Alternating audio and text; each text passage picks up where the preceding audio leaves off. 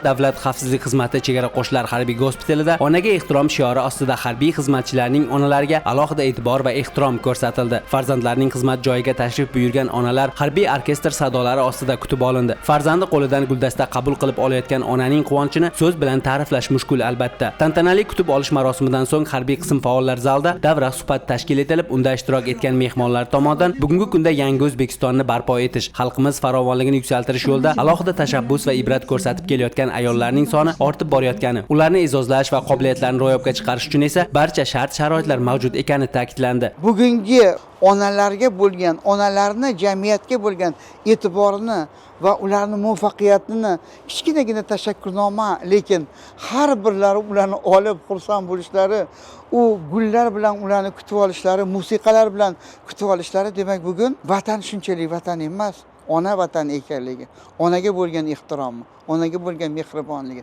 onaga bo'lgan izzat, hurmat, ehtiromni bugun ko'rdim.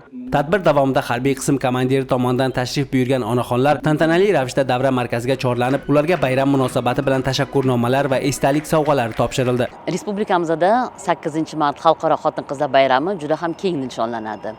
Har yili bu bayramni o'zgacha kayfiyatda kutib olardik. Bu yilgisi menda juda ham katta taassurot qoldirdi. O'g'limni ish joyiga taklif qilishdi. Bu yerda harbiy xizmatchilar o'zgacha bir tadbir uyushtirishdi. Bayram munosabati bilan tabriklashdi. Hamma onani ezgu niyatlari shu farzandini kamolini ko'rish hisoblanadi. Ushbu tadbirda tashakkurnoma oldik. Bu menga bir o'zgacha bir kayfiyat bag'ishladi.